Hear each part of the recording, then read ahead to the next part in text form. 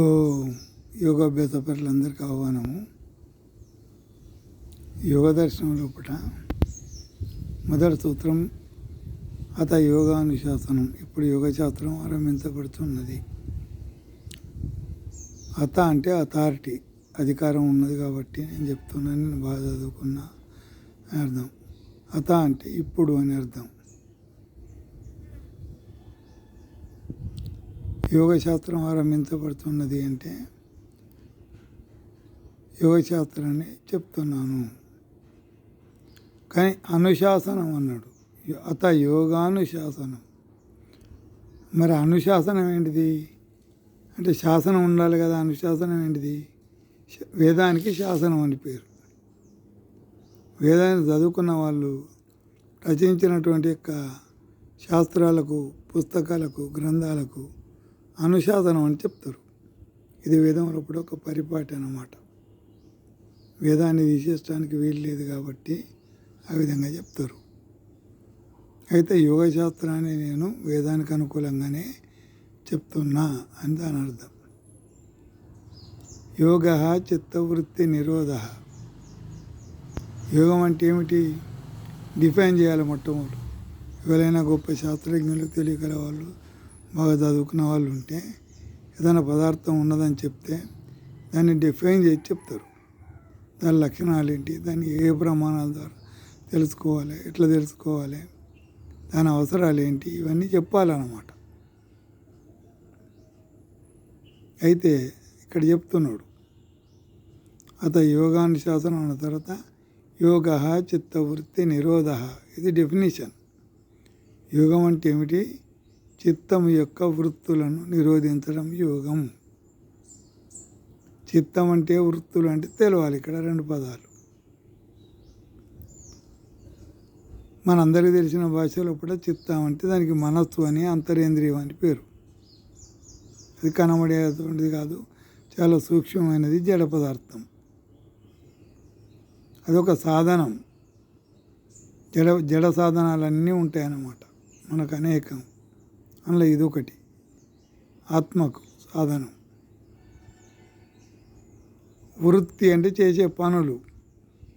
ఆ జడ పదార్థానికి ఏమేమి గుణాలు ఉన్నాయి అంటే కళ్ళతోటి చూస్తుంది, చెవులతోటి వింటుంది, నోరుతోటి మాట్లాడుతుంది, చర్మం ద్వారా స్పర్శతోటి తెలుసుకుంటుంది.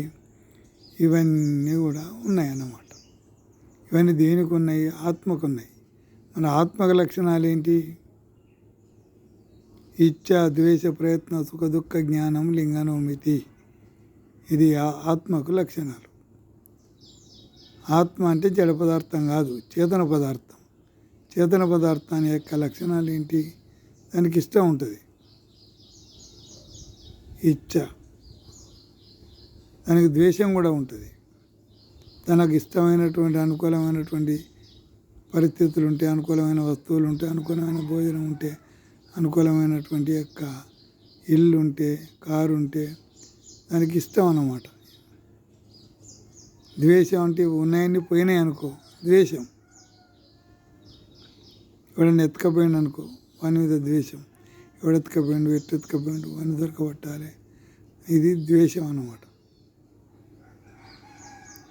ప్రయత్నం చేస్తాడు. ఇష్టం ఉన్నది కాబట్టి ఇష్టం ఉన్న దాన్ని సంపాదించుకోవడానికి ప్రయత్నం చేయాలి. ప్రయత్నం చేయకుండా అదే రాదు. ఇల్లు కట్టుకోవాలంటే ఏంది? ఇంజనీర్ని పిలవాలి, ప్లాన్ వేయించాలి, మేస్త్రిని పిలవాలి, కొంతమంది కూలీలను పిలవాలి, దానికి ఏమేం కావాలని తెలుసుకోవాలి, కావలసిన పదార్థాలన్నీ తెప్పియాలి. తెప్పించి కట్టే తెలివి కూడా ఉండాలి. చేతనమైనటువంటి జ్ఞానం ఉన్నటువంటి వాళ్ళు మాత్రమే అది చేయగలుగుతారు, లేకుంటే చేయలేరు. ఈ విధంగా ఇచ్చా, ద్వేష, ప్రయత్నం, ఈ మూడు పనుల వల్ల జడ పదార్థాలు కూడా తయారవుతాయి. ఇల్లు తయారైంది కానీ ఇల్లు జడ పదార్థం, తనంతట తానే తయారు కాలే. నాకు ఇల్లు కావాలి అంటే కాలే, ఇంత పని చేస్తే అయిందన్నమాట. అంటే ఇచ్చా, ద్వేష, ప్రయత్నం లోపల ఇష్టం ఉన్నది, ప్రయత్నం ఉన్నది. ఏదైనా చట్టవిరుద్ధంగా కట్టిననుకో ఇల్లు, గవర్నమెంట్ అయితే ఏం చేస్తుంది? కూలగొడుతుంది. ఎందుకంటే గవర్నమెంట్ చట్టాన్ని కాపాడాలి కాబట్టి, దానికి విరుద్ధంగా ఉన్నది కాబట్టి దాన్ని కూలగొడుతుంది. కూలగొడితే చెడిపోతుంది, చెడగొట్టినట్టు, డిస్ట్రాయ్ చేసినట్టు. దాన్ని కూడా ద్వేషం అంటారు. వాడు వచ్చిన ఇల్లు కూలగొట్టిండు, చెడగొట్టిండు, నాకు తెలియకపోయా, నేను కట్టుకొని 20 ఏళ్ళు అయిపోయింది, ఇన్నేళ్ళ కంటే నా ఇల్లు అనుకుని ఇక్కడనే ఉంటానా, ఇప్పుడు కాదు అదేదో ఎఫ్డీ జోన్లో ఉన్నది, దానిలో ఉన్న దీనిలో అని చెప్తాడు. అమ్మిన వాడప్పుడు నాదే అని చెప్పిండు అని ఇట్లా దాని గురించి ఎంక్వైరీ చేస్తూ ఉంటాం. కానీ ఇదంతా కూడా ప్రయత్నం. దానివల్ల మనకు అనుకూలంగా వచ్చినప్పుడు సుఖం కలుగుతుంది, వ్యతిరేకంగా వచ్చినప్పుడు దుఃఖం కలుగుతుంది. అది మనదే అని తేలినప్పుడు సుఖం, అది అయ్యో కాదు అని చెప్పి కూలగొట్టినప్పుడు దుఃఖం. ఇవన్నీ కూడా ఆత్మ యొక్క లక్షణాలు. ఇచ్చా, ద్వేష, ప్రయత్న, సుఖ, దుఃఖ, జ్ఞానం, లింగనోమితి అంటే ఆత్మక లక్షణాలు. ఇది చేతన కారణం అన్నమాట. దీనికి అన్ని అవయవాలు జడ పదార్థాలు. చేతులు జడ పదార్థం, కాళ్ళు జడ పదార్థం, కళ్ళు జడ పదార్థం, నోరు జడ పదార్థం. వీటి ద్వారా మనం ఆలోచించి బుద్ధి ద్వారా మనస్తోటి నిర్ణయం తీసుకొని బుద్ధి ద్వారా మనసు ద్వారా రెండింటిని కలుపుకొని ఏ మేస్త్రి ఎక్కడ దొరుకుతాడని తెలుసుకొని అక్కడికి పోయి వంతులు మాట్లాడి తీసుకొచ్చి చేయించాలి. ఇదంతా ప్రయత్నం. దీనివల్ల సుఖాన్ని పొందుతాం. అట్లాగనే పరమాత్మ ప్రపంచాన్ని జీవుల యొక్క కర్మల యొక్క ఫలితాన్ని అనుభవించడానికి సృష్టించిండు. మరి పరమాత్మ లక్షణాలు ఏంటి అంటే ఈశావాస్యం ఇదం సర్వం, ఈశుడు ఈ ప్రపంచం అంతటా వ్యాపించి ఉన్నాడు. ఎత్కించే జగత్యాం జగత్, ఏ కొంచెం పదార్థాన్ని తీసుకున్నా ఎంత చిన్న సూక్ష్మమైన తత్వాన్ని, ఎలక్ట్రాన్, ప్రోటాన్, న్యూట్రాన్లు సూక్ష్మమైన అనుకుంటాను కదా, వాటిని తీసుకున్న అందులోపల కూడా నిండి ఉన్నాడు. సూర్యచంద్ర నక్షత్రం